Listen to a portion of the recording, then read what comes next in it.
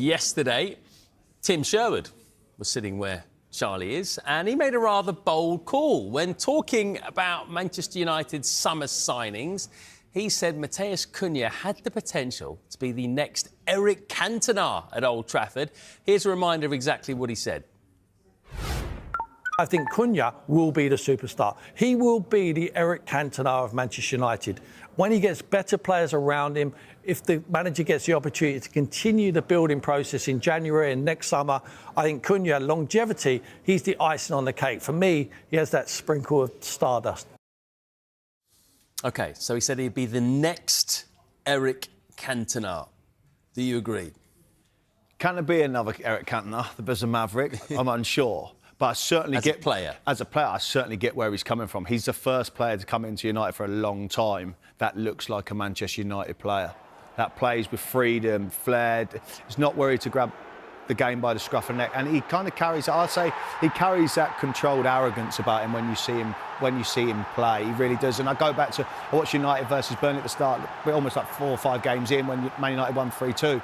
But when he went off after 20 minutes, he run the game. He went off after 20 minutes. United kind of fell away. The biggest thing for me is he has the stardust that Man United need. He clearly does. We saw that for Wolves. But has he actually been overshadowed by Bryan Mbeumo so far in terms of those 2 big new signings at Man U? You can if you're going on about the stats scenario, of course, because Mbeumo's been brilliant. I just feel like they are 2 different players. Because Mbeumo plays and goes about his business quietly, and it's what you expect. But for me, Matheus Cunha really carries the Man United shirt. He carries the stress and the pressure of being a Manchester United player. Mbeumo's performing unbelievably. There's just nobody can take that away. But for me, Matheus Cunha just offers that glitz and glam to it, similar to what Tim said yesterday. Yeah, we'll get on to Mbeumo in a second, actually, and how big a miss he could potentially be for AFCON. But we're hearing that Benjamin Šeško could be out for about a month, and that front three's been operating pretty well for Manchester United of late. So do you expect now Cunha to be used more as a centre-forward in the next few weeks? Yeah, I do. I do see that as an ideal replacement or whatever. Look, it was all working together, it was all going well, and that's where obviously he's going to end up in there. But ultimately, he's a player that you can put on the pitch and he's going to perform all over the place. We've seen him do that in that role many, many times now. But the issue will be going forward is can they get players around him that are going to make them runs off him? Because ultimately, you can say he's not an out-and-out centre-forward. He is a team player and drops in, does all the other stuff. You get players around him, it's game on. Touched on it there. Not long to go now until that Africa Cup of Nations. And we'll start talking about it more as it becomes closer and closer. But United are going to lose Mbeumo and Amad Diallo to AFCON. How big a concern is that for Man U? Of course, it's a massive concern.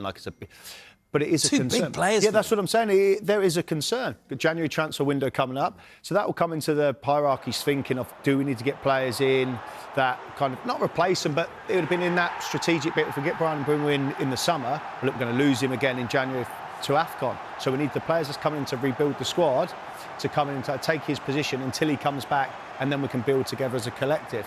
The difficult question is there's a lot of clubs obviously going to lose players for it.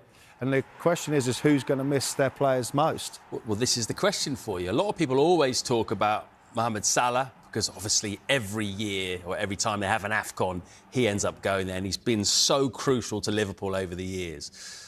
But who actually is the bigger miss this time around for AFCON? Is it Mbeumo for Man United or Salah for Liverpool? I'm going to have to... Going off this season, the way it's gone, it's almost going to have to be Bryan Mbeumo. Right. For Man United. It is, because the way Mohamed Salah is performing at the moment is not to his level. However, his level is above, and the ceiling is there. We've seen it week in, week out over the last seasons that he can get there. However, that's where I think it's going to prompt for Liverpool to go for Antoine Semenyo to come in, fill that void and then learn from him. But overall, I think United will miss Mbeumo more than Liverpool will Salah. Yeah. Is that because Liverpool maybe have more options that can fill in the wide areas? Well, they do. They have more options. Of course they do. And there's other players where they can obviously move around, where Bryan Mbeumo, yes, it was brought in to be a pivotal change for Manchester United. And that's the difficult thing. If you lose him, where's your replacement? just we finish off this Man United chat before we move on, but just going to the other end of the pitch, Sir Alex Ferguson's had a lot of nice things to say about the new goalkeeper, Senna Lamens, at the weekend. He described him as outstanding, and generally it's all been very positive, hasn't it, about Lamens, particularly given how he's been so secure compared to what came before him. Like, are we getting a bit carried away here, or do you agree? Has Lamens been outstanding since he came in? Look, I think you've got to give him his credit, right? He's been very good since he's come in, but let's not get carried away at the point of not many people knew about him before he come to Manchester United. Not many Man United fans wanted him to come to the club. They wanted Emi Martinez. He's come in and he's been brilliant for Man United in there, but I do think that you have to look at it and be like, didn't really have to replace much, because they haven't really had that goal. Since David De Gea's left, they've not had that goalie. He's come in, shored it up there, and they're going forward now.